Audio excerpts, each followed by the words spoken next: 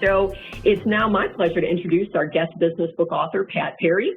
Pat has had an incredibly successful career in business that spanned over 40 years. He was the former chairman and president of ERC. And in addition to being an innovator in workforce best practices, he's also credited with leading ERC's turnaround and national expansion. Currently, he's a keynote speaker, a business columnist, and a host of the Success Wave podcast. Thanks so much for joining us this afternoon, Pat. Are there any additional career highlights you'd like to add to our introduction? No, I think we're good. I did have unbelievably, it's only because time went so quickly, a 40-year career. I did not retire. I just left my last organization and continue to do new and different things relative to advisory services and the podcast and writing and so forth. But I did have 4 different jobs in those 40 years, and I don't know if you want me to get into that or not. Well, if you think it's important, or I can just start hitting you with all these questions. Go for it. Okay, first question. What motivated you to write business books, and on average, how long did it take you to write each book? Sure, it's a good question. I actually have been writing since and this will date me a little bit, since the early 80s.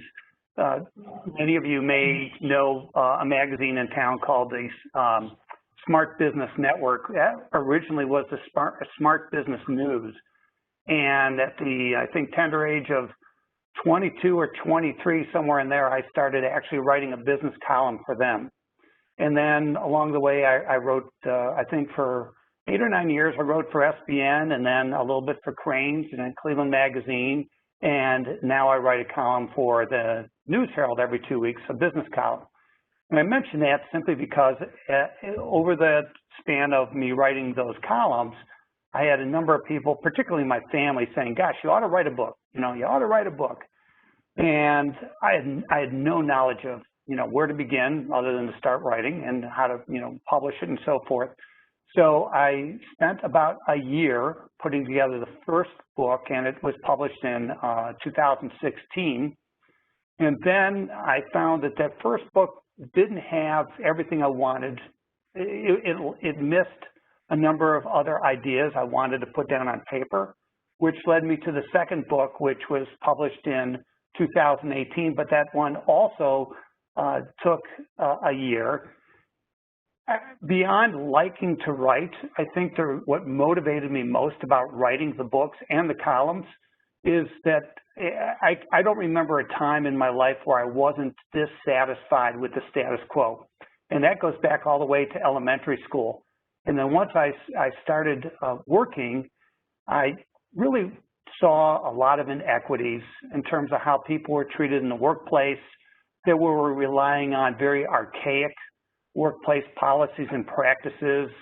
Some had their origin back in the 1920s that we were still using, in 1980, 1990s, and 2000s, and so forth.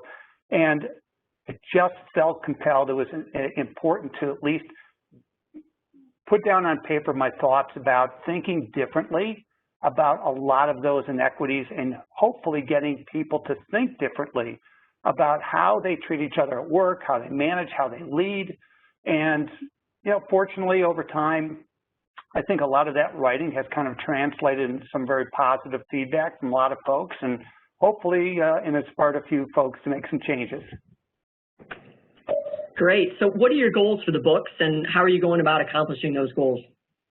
Yeah, the goals have been the same, pretty identical for both books, and I'm looking at adding some additional materials to some updated editions, but they're really focused on inspiring people, as I mentioned before, thinking differently, but how to enhance their personal and professional success. Particularly this year, so many people have struggled with so many things, whether it be work, the pressures associated with COVID, this kind of new normal that we're in. And I think people are trying, to innovate, to do things differently. The old ways just don't work anymore. And so the books really hopefully spark some interest in thinking differently. They are not intended for anyone to if you will, necessarily agree or disagree with kind of the points of view expressed in the books, but rather to at least contemplate what's said in them and shared in them, and there's plenty of stories in those books, to kind of look at that and say, hey, maybe we ought to try this differently, or maybe I ought to do this differently in my own life, and to at least give it a shot. I think that, most importantly, it's really to think about making positive change, again, not only in your own life, but in the workplace. Excellent. So that's a perfect lead into my next question. What are 3 main tips or concepts that you hope readers take away after reading each of your books, maybe along those change angle? Yeah, I think anyone who knows me could actually even answer this question on my behalf, because I do live kind of by what they call the rule of 3. So your question is great, because I love thinking in terms of making 3 points, or your question is, what are those 3 ideas? And I would share with you that the first and foremost is for people to define success.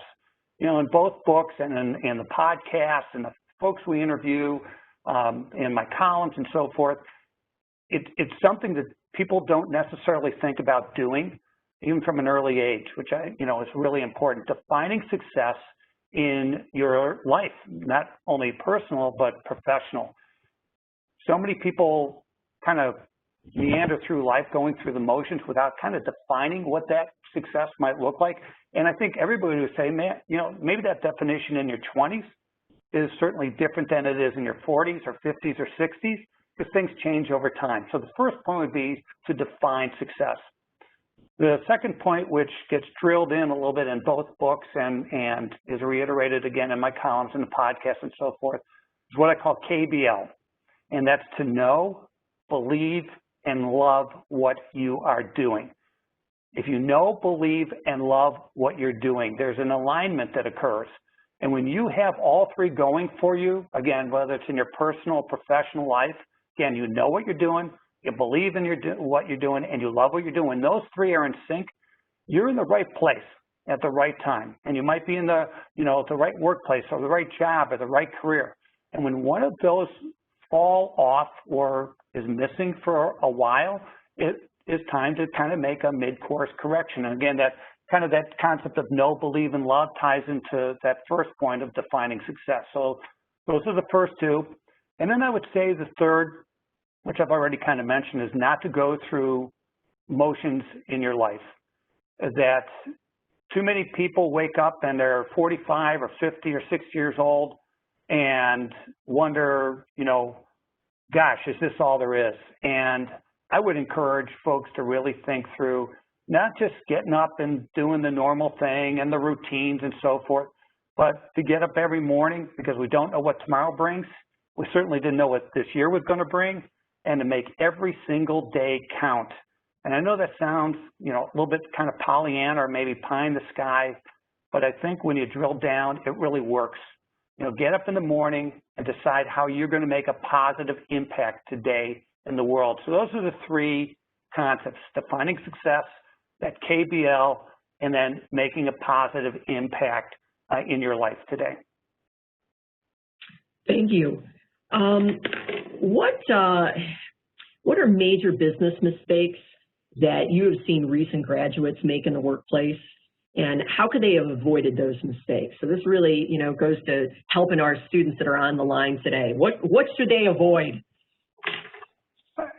Yeah, I would say avoid poor communication skills. I would share with you that when I talk with other CEOs, when I talk with the heads of HR, when I talk with folks who are recruiting, hiring folks in organizations, they share that recent college graduates, recent high school, recent technical school graduates are not coming with the verbal and written communication skill sets that are required on the job. And, I'm not quite sure where to pinpoint what's, why there seems to be consistent, this consistent lack of communication skills.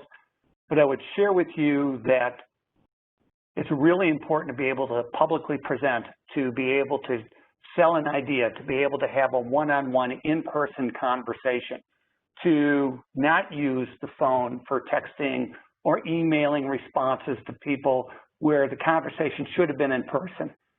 So those communication skills, I would say, if they're not a strong skill set that you have, you should not go into the workplace with those lacking. That would be a mistake. I would say that a second area would be, and I also teach part-time. I've actually taught at Lakeland over the years, some classes in a BW in Cleveland State and so on. But I would share with you that in the classroom, it was always kind of interesting. And then with new grads, there seems to be this argument that says, my social media posts and what I put into social media is none of my employer's business. Or it's none of the, if I'm being recruited to a new job, it's not the prospective employer's business. And I would say that's a mistake. Employers are checking you out. Employers, whether you like it or not, employers are checking you out on your social media posts. They're looking at your images, your pictures, your posts, your content. And I recall a scenario where about 3 or 4 years ago, when I was at an organization by the name of ERC, we were about to hire a young lady, and we came very close to offering her the job. And we had not yet, and it was incidentally, it was a 6-figure job. She was going to make a lot of money. We did a quick scan of social media posts and so forth, and we found some posts that she had made on LinkedIn, of all places, which is supposed to be the kind of professional business community social network. Some very provocative photos of her that she had posted herself. And that translated for our staff to say, we can't have this individual representing our organization. And imagine those photos that she posted cost her a potential 6-figure job. So I think the mistake is to believe that your social media is not part of, how people are perceiving you these days, because it's very public and people are checking you out. And I would say the third mistake would be probably being distracted. There's so many distractions these days with social, with mobile devices and so forth. I would say that, employers are expecting you to come to work hard, put in a full day, whatever that happens to be, whether you're full-time or part-time, but not to be distracted, to focus on your job.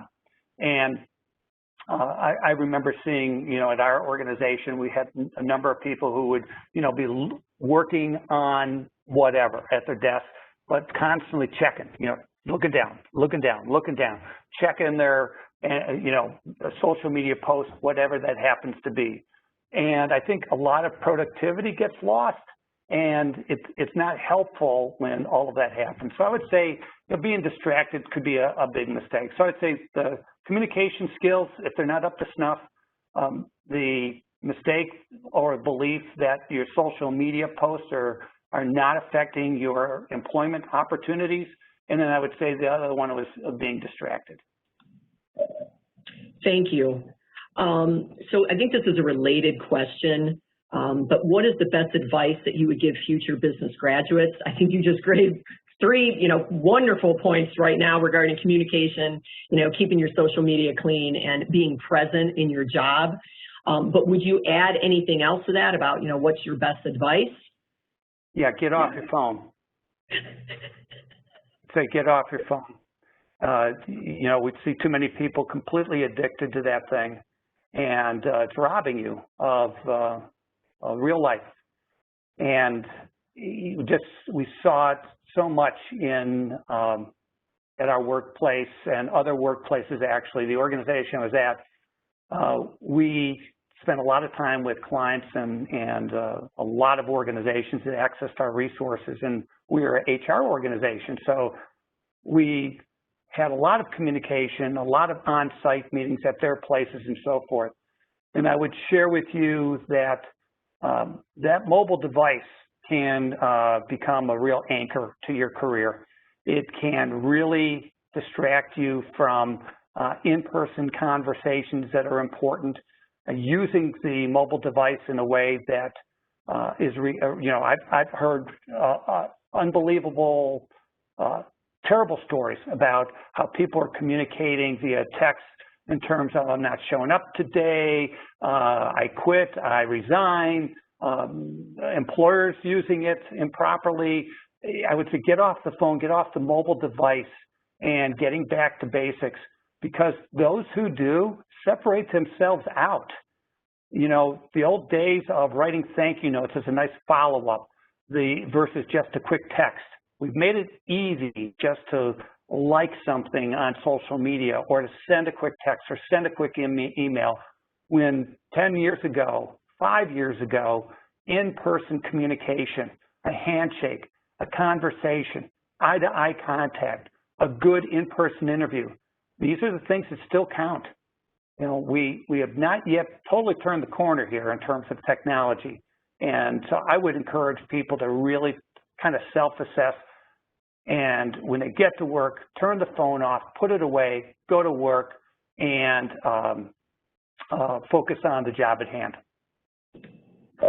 Excellent. Now, let's think back to when you were in college, okay? If you were to do one thing differently to prepare for your career, okay, looking back at that 40-plus year excellent career, what would it be? What would you do differently? Yeah, I would definitely have done internships. They were certainly available. I did not access them. It was a big mistake. It didn't allow me an opportunity to get some early experience that really would have paid off in the long term for me. I did odd jobs in the summer times in my college years, you know, during summer breaks and winter breaks. And it was nice in terms of getting some extra cash to help pay for college, but it didn't help me from a relevant work experience standpoint. So I graduated from college not having any idea, and I'm not even embarrassed to say it because I think it was a lesson learned. I didn't have any idea what I was going to do after graduation. I had not tested the waters. I had not done any relevant internships, paid or unpaid. I hadn't tried out these different opportunities where I wasn't a business major, but I didn't try anything out. I think I worked at the Parks and Recreation and in fact in the city of Willowick where I grew up. So it was a crash course for me when I first started working, and it was a culture shock. And I would say having that internship would have been a big help. Thanks, great advice. I know somebody from Career Services is on the line here today from Lakeland. Hi, Julie, I think you're still here. There are so many resources for our students in our Career Services department at Lakeland, so make sure you take advantage of those, and that's where you can find a lot of great internship opportunities while you're still at Lakeland. So moving on to the next question. If you were to do one thing differently in business or in your professional career, what would it be? Looking back. Yeah, that's a great question. I would share with you that I probably had too much of a bleeding heart for folks when it came to individuals who did not perform well on the job. My critics would share with you, and the staff who worked with me and certain jobs, for me, would say that I was too lenient, gave some people too many chances. And I learned the hard way that you should never turn down a resignation from somebody. And over the course of my career, I did that a couple of times, thinking that either we could coach that person to get their performance up, we could do something else. I could have been a better leader or manager, but people would tell you that I probably gave some people too many chances. And I think that you should always, as a business leader, give people opportunities to perform better. But the reality is, not everybody is cut out for certain jobs in certain organizations. Every job is different. Every company is different. Every culture is different. And so I would say that from that standpoint that, you know, maybe it's not a fit all the time for people, right? They need to look elsewhere. I just screwed up a couple times with that, and it would have been better to just part company, because eventually that's actually what would end up happening. Okay. Now this next question, I think you made reference to this a little bit earlier in your comments. But the question is, if you could add any content to your recent book, Business Lessons Learned Along the Way, what would you add? Or are you considering writing other books? Thank you. Actually, in the process of both books, I was approached by the organization is based in the U.S. They had reached out to me to see if I wanted to convert the two books to audiobooks, and the answer is yes. I'm doing that, and as a result, and just getting started doing that, we anticipate having both books being in audiobook format by the end of the first quarter in 2021. That being said, it gives me an opportunity to take a look at the two books as they stand and add material to both, and then add more via the audiobooks. But it'll keep the same theme, Gretchen, and that will be around, you know, leadership, around risk-taking, about thinking differently, and inspiring others to, you know, think differently about being more successful in their personal and professional lives. Okay, I've got one final question before we get to all of the questions from those of you who are on the line today. That question is, what's the best business decision you've ever made, and why was it the best? Yeah, you know, that's actually, it's a great question, but it might be the easiest one for me to answer. And that was when I took the job at ERC back in, holy cow, 1998, I believe. And I had just, I was in a situation with a firm that we had grown from my previous job to ERC. I was with a firm. We had grown in 7 years from a $4 million organization in sales to about $38 million in sales. And we went from 40 employees to, I believe, somewhere around 400, and 4 locations to, I think, 50 locations around the U.S. And we sold that company in 1997, which was pretty cool. We sold it to a $3 billion worldwide staffing firm.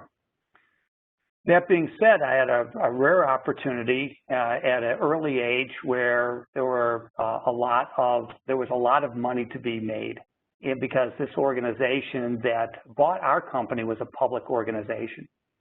As it turned out, in the same timing, I had been approached by a board member from ERC to see if I would be interested in the lead role there. And at the time, ERC was an organization that was near bankruptcy. As a matter of fact, it had a negative net worth, and it had no resemblance to the organization that I had been currently in, this $3 billion company. Plus, in selling the organization, I had the opportunity for an awful lot of stock options. But it was really interesting. I got in conversations with the board, the search committee at ERC, and I took a significant pay cut, no stock options, and an organization that had a horrendous balance sheet. But I took the job, and a lot of people would scratch their head over that. How could you leave? And it was roughly around $6 million in stock options I left on the table. And all they had to do was kind of hang out there for about 10 years, which at the time seemed to be a possible choice. And then all the stock options would have vested and so forth, and then, you know, good old easy street. But that's not what I wanted to do. That's not how I wanted to spend my life. And I saw ERC as a great opportunity, because it was a great organization where we could do some of the things I talked about, which was to make an impact on other organizations and to get people thinking differently and recreate the ERC workplace to be a great company to work for. And so I joined, and with great support from my spouse, Patty, and I don't know how many spouses would have supported that move given the money involved, but it was the best decision I ever made. I had the pleasure of leading that organization for about 20 years and meeting some of the best people I've ever met in my life, bar none. And not only at ERC, but so many of our clients, which are wonderful people. So it was somebody was looking kindly on me because I seemed to be in the right time at the right place, but I also took what appeared to be a big risk. So yeah, good question, easy question for me to answer. No doubt in my career, that was the best decision I ever made. Thank you very much. Now we're to a point where we would love to hear the questions from the audience today. Students and Lakeland staff members, faculty members, community members who are here with us today. We've got a great group together. So if you have a question, please type your question in the chat box and send to all participants or to the panelists so that we can see those questions. And Connie is going to facilitate asking those questions of Pat. Okay, great. The first question that we have has to do with the good communication skills.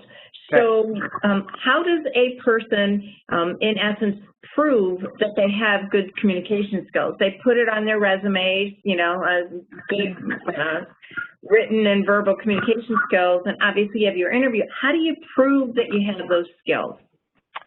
It's a really great question. I think it's just a matter of you know, your actions. And you know, I know this sounds corny and not too many people do it, but I would role play with a friend, a family member, husband, wife, boyfriend, girlfriend. I know it seems really corny, folks, but role playing some of those situations.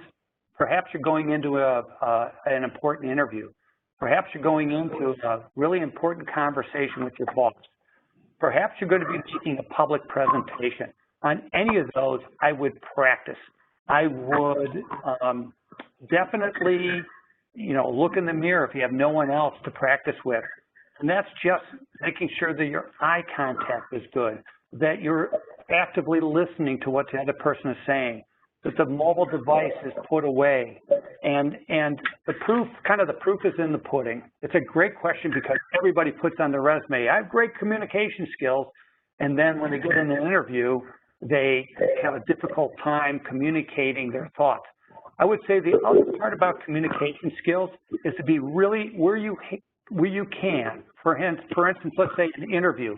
Let's say it's a public presentation. Let's say it's an important conversation with your boss. There's nothing better than preparation ahead of time, research and preparation. So, for instance, if I was going to have a new job and I knew that, for instance, I was going to be interviewing with Connie Golden, I would look her up on social media. I would check her out on LinkedIn. I would look at her background. I would get to see where did she go to college? Do we have anything in common? I would do my research ahead of time, and then also, let's say that I was looking for a job at Lakeland. I would really go to the website and learn about Lakeland. All of the information that you learn, all these facts, help you communicate more effectively. And it will be very impressive to people that would say, wow, he or she did their homework and communicated very well. I would also say that if you've never taken a communication class, or you've never done any role playing, or you've never practiced, you know, we practice in everything. We expect our professional athletes to practice, right? We expect Baker Mayfield to practice, and we expect the Browns to practice. It's so funny to me that in business, sometimes we don't practice what we should be really good at. And you should be practicing your communication skill sets on an ongoing basis. I will share with you, great communicators always separate themselves out from the crowd. Interviews, job promotions, you name it. It's the impression you are making on others. Great. That's great. Thank you. I have another question here about the concept for being successful. And the question is, how did you come up with the 3 major concepts for being successful? You mean ones I shared during our conversation? Yeah, you know, I think that those naturally evolved. When I stepped away from all the content that I was writing along the way, you know, those kind of surfaced as common themes, and so which was great. And so I've been able to kind of crystallize those over time, and they seem to resonate with people too, especially that, you know, concept of KBL. I would, you know, that know, believe, love, and defining success. These are really important pieces and parts as you, depending on what kind of goals you have in your career and your personal life. It really helps help you gauge along the way your decision-making process. Great. I have a question here on that tricky area of pay. And the question is, what is the best way to go into pay negotiations or pay raise negotiations? Right. So I don't believe in negotiations. A friend of mine once shared this quote with me: when you win, you lose. And that has a lot to do with pay negotiations. Now, let me just, I'll be brief, but let me explain. If you don't feel you're being paid fairly by your organization, that's a big deal. And you need to kind of step back and figure out, why do you feel that way? Did somebody, one of a coworker, say, this is what I'm getting paid? How do you know that why do you feel that way? That's number one. So you got to kind of figure that out. And number two is recognize that you can go in and you can have a conversation about pay if you want, but if they give it to you, I can share with you that down the road, they're probably going to do a catch-up, which means, well, we gave Jim or John that 5% increase, and they'll remind you the following year. Well, don't forget, you got a big increase last year when you came asking for it. This year, we can only give you a 1% increase. I think it comes down to, if you don't feel like you're getting paid fairly, I think it's more of a systemic issue, which says that, what about other things at that workplace? Do you have a great job? Do you have a great boss? Do you love what you're doing? Do you love your work? Do you know what you're doing? And if you're in the right organization that pays people fairly, and I mean men and women, then you shouldn't negotiate at all. If you think you're being treated unfairly, then it might be time to self-assess and think maybe it's time to move on. I would also share with you that organizations that lowball employees, prospective employees, in other words, offer money less than what that person should deserve for whatever reason, is inappropriate, it's unethical, and in the long run, it's going to hurt that organization's opportunity to attract and retain really good talent. So I think there's two sides to that kind of negotiation question, and I recognize, and incidentally, I appreciate that question because it's a great one. Because all along in education, or whether it happens to be in a college or high school setting, a technical setting, or it could just be with what seminars you go to, people are taught you should go in and negotiate salary. Nothing good comes out of those negotiations. And if you think, well, maybe I'll make more money, maybe you will, but in the long term, they're going to view you, I assure you, they will view you a little bit differently. I don't know if that helps or not, but I'm not a big believer in salary negotiations. You either believe that you're being treated fairly or you're not. Hey, Pat, Connie, I'm sorry. I'd like to jump in because the question came to me in a private chat that is just along these lines. Pat, what would you do if you found out the top managers in an organization were getting raises for themselves and ignoring the rest of the employees and telling the staff that there's no money available to hire new employees, since basically they're hoarding the money for their own personal gain? Would you walk away or would you try to fix it? I think it depends what position I'm in that company. It doesn't sound like they may be in a position to fix it. And, you know, let's say that what this person is sharing with you is absolutely true. Let's just take that scenario, and let's pretend that this person knows this absolute fact. Personally, I'm out of there. If I'm not, I'm out of there. But I'm out of there quietly. I'm still going to perform. You know, I always share with people, if you are unhappy with a job, unless something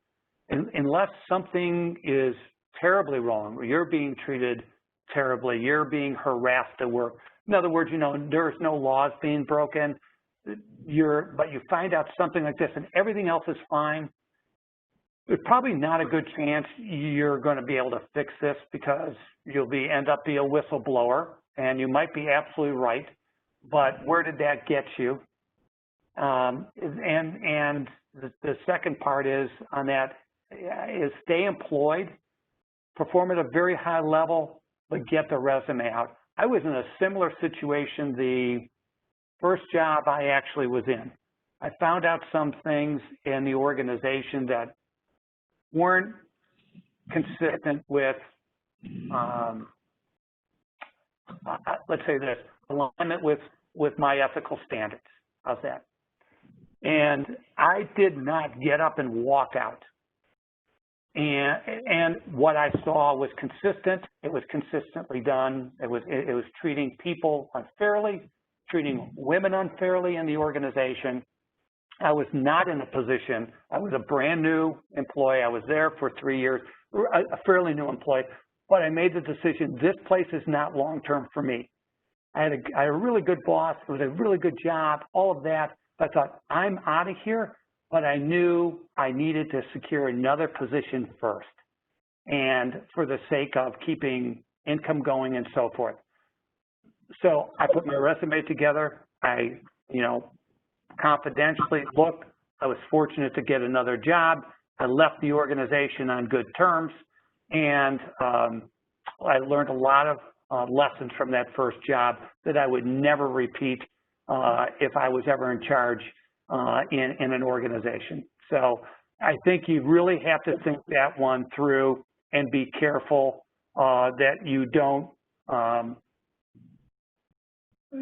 be careful of the toes you might step on, and be really smart about this. And I would keep it to yourself. I would not share that with other employees. It's just not, what good is that going to do? And again, I don't know the particular circumstances, so I'm just giving some general feedback. All right, good, thank you. So people have heard your message about the phone and electronics and the back to basics and the importance of face-to-face. The question is, however, with so much changing in society and with the emergence of COVID, technology is becoming the favored way to communicate. How do we incorporate the back to the basics into the new way of communicating with technology? Fantastic question. Zoom calls, WebEx, FaceTime, in other words, rather than just a phone call, right, or text message, get on a screen with somebody. This is an incredibly unimaginable, challenging time. And we are relying on technology to communicate now, but particularly so many people who are working from home, and who knows, over the next couple of weeks, more and more people may be working from home. Who knows what's going to happen?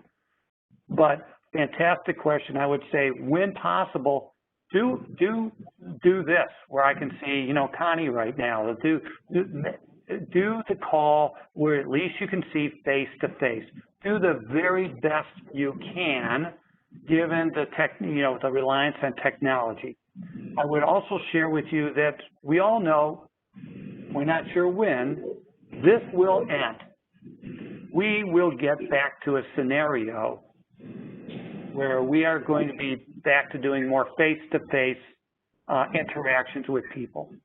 When that happens, here's a great opportunity right now to do all of that practice and to get that in. But I would use Zoom calls face-to-face as much as possible, even if it's via technology, but also recognize that so much more now is relying on technology for COVID, and I get it, but do the best you can given this really crazy and unique scenario we are all facing. Okay, our next question is a creative question. So besides KBL, if there was a billboard that everyone in the world can see at the exact same time, what would you put on that billboard? Well, somebody must be listening to my podcast, because that question I ask to an awful lot of the guests that I have on the podcast, and the answers have been varied and really thoughtful. And so I had given that question because I figured one day somebody was going to ask me that.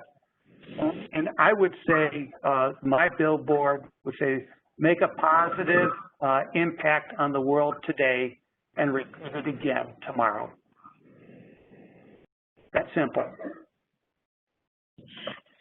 The next question is, what skills stand out to you the most on a resume?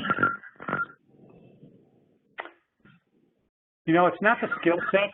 It's actually, if I was looking at a resume, and again, you'd want to make sure that that resume is geared and tailored to the specific job you're looking at. So there's a misnomer that you have one general resume for everything. And I would encourage people to modify their resumes for specific opportunities that they are interested in doing. That aside, what I've always looked for in a resume are a couple things. Number one, we talk about skill sets.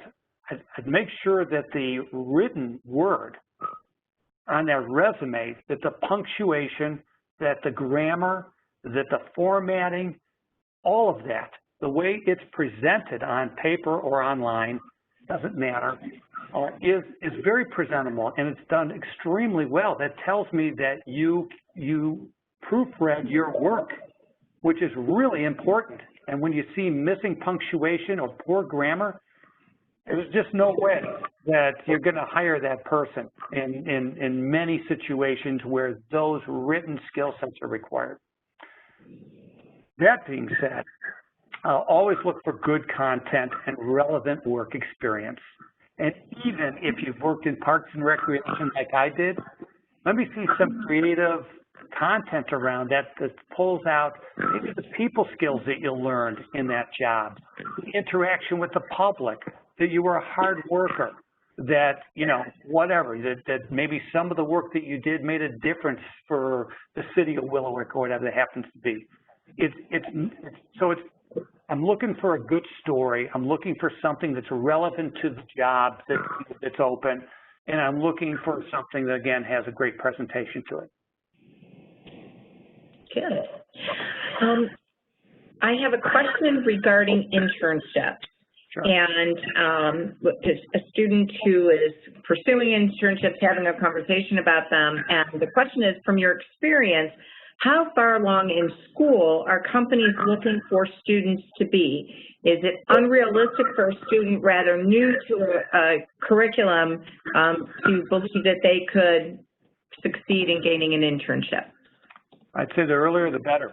I know that just here in Lake County, I can only speak, I know that, for instance, Mentor High School does a great job in their CTE program relative to internships and expecting the students to get out and about. I would share with you that many colleges and universities, and you mentioned career services at Lakeland, which is phenomenal, one of the best career services center I've ever seen.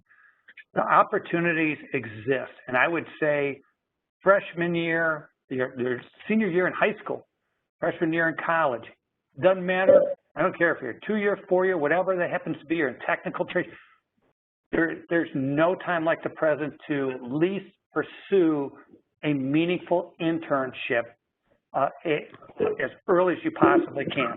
And I would share with you that over your educational career, if you can space out some relevant work experience and some relevant internships along the way and graduate, imagine what your resume will look like at the end of 2, 3, 4 years, whatever that happens to be. It'll be very impressive to an employer. Thank you for that. And I will mention earlier, I did put contact information for our career services in the chat box, so that is there. So I think this, I'm not sure, we have some comp and benefits students attending, and I do have a question on benefits, and asking, you know, overall when you're looking at a job, wouldn't you consider good benefits towards your income? And absolutely. It's a total package. I would absolutely agree with whoever asked that question. Cash compensation is nice, but you really don't want to be short-sighted. You do want to see, you know, what are you paying for health insurance? What about long-term disability or short-term disability? What about vacation programs? All tuition reimbursement. All those pieces and parts are money in your pocket. It may not be cash, but these are incredibly important pieces and parts to the whole kind of package that you receive for working. And so I think it goes back to the negotiation question too, which is if you've got to look at the total package. You can't just look at cash. You've got to look at everything and add it up. Some organizations do a phenomenal job with a total package, and some mid-sized to larger organizations have a wonderful online approach where you can kind of pick and choose and modify those benefits along the way. So yeah, total package, and definitely needs to be taken into consideration. So we have a question on the pandemic, and where do you see the longer term effects that the pandemic may have on work from home policies once things do, and they will, return to normal? Yeah, whoever asked that question, fantastic question. So I actually wrote an article on this of what, you know, the kind of the post-pandemic workplace might look like. And I wrote that after doing a ton of research on, you know, from futurists and all that. And then, you know, taking a hard look at it, but I would share with you that the pandemic actually accelerated a number of workplace practices that were slowly starting to get in organizations. Work from home programs are not brand new. They've been around for some time, but not prevalent. The way that performance management systems are based on observance versus, you know, I see you come into work every day, you're on time every day, I notice if you're absent, I know if you're late. Well, that all has gone away from work from home. So the question is, how do I see it? I see there was a silver lining to this pandemic, and that is that there are some really smart programs that have been forced upon people and organizations, like more flexible schedules, work from home, safety at work. I don't know why we don't continue to do a lot of the safety stuff, right? That's been implemented. I don't see any reason to take down plexiglass anymore in cubes, or when you go through Giant Eagle checkout line to protect employees.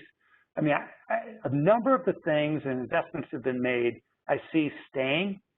I think traditional companies are really traditionally run companies, kind of with that old 9-to-5 mentality, with managers that really, you know, are watching the clock and watching people come in 2 minutes late, you know, that's ridiculous. Those organizations are really struggling with this pandemic because this is so foreign to them to be allowed flexible work options for their people. I would say that more, and they're going to struggle post-pandemic because they're going to expect everybody to come back into the building. And meanwhile, employees have found, many have found, not all, but many have found that this option really works. They might have school-age children. They may have little kids. They may have situations where they're caring for a parent. It doesn't matter. There may be situations where this work-from-home approach has been phenomenal, and the focus has been on my results as an employee, not showing up every day, having to be there 8 or 9 hours a day, so that my manager was happy to see I was, you know, putting in time. So I think traditionally run organizations, they're going to be challenged. Very progressive type organizations they change quickly with this pandemic, and I think they will adapt quickly. I think you're going to still see work from home options, maybe not at the extent we see today, continuing. I see performance management changing drastically in how we get reviewed based on results versus just being showing up. I think workplace policies, stupid things like tardiness, come on, we're adults. I was late, right? My car wouldn't start, and that was the truth.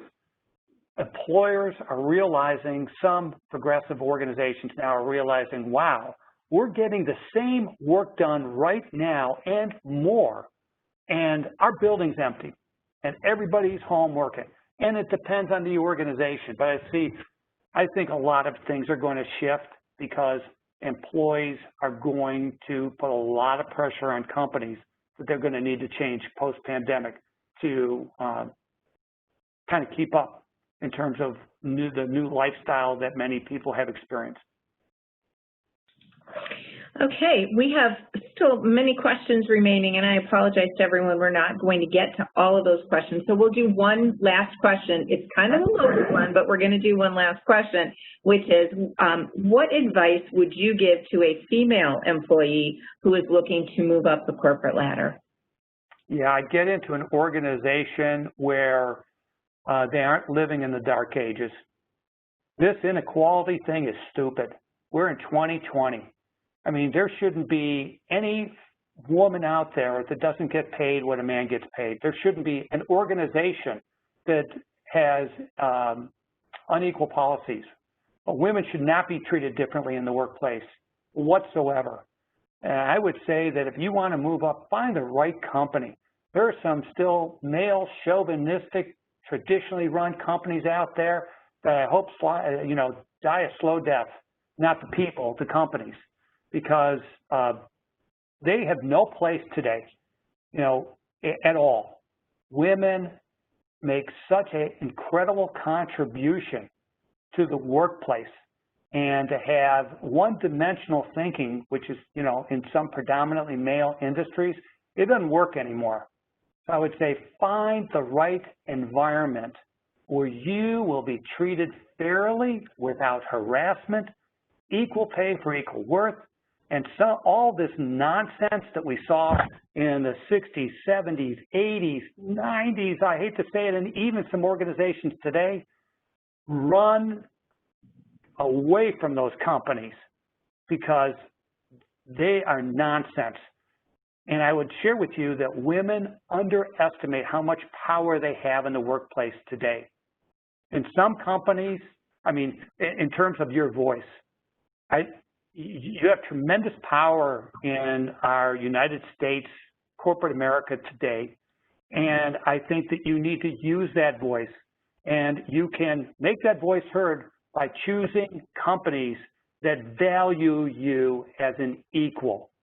And so that would be my advice. Obviously, you see, I feel very strongly about this, but it's 2020, folks, and we're about to hit 2021. It's time that we really kind of woke up and realized that everybody, regardless of race, color, religion, sex, national origin, whatever, are treated equally. That's how the workplace should be today. Amen, Pat. I am with you. Thank you very much for closing with those comments. My pleasure. A reminder for those of you here for a class, make sure you put in the chat box your name, class title, and instructor. We'll let your instructor know you were here. Thank you again to Dworkin and Bernstein for sponsoring Learn from Leaders, and also thanks to the Mentor Library for your partnership in promoting this event. Just quickly before we sign off today, for a chance to win a copy of Business Lessons Learned Along the Way, please complete a quick 3-question survey that will be emailed at the end of the presentation day. Most likely it'll come to you sometime today by probably end of business. We're going to choose 10 lucky winners on Monday morning that we're going to give those books away to. Thank you all for attending today, and many thanks, Pat, for sharing your time and expertise with us today. This was an enjoyable hour. Thank you. Anytime, my pleasure. Good luck, everybody.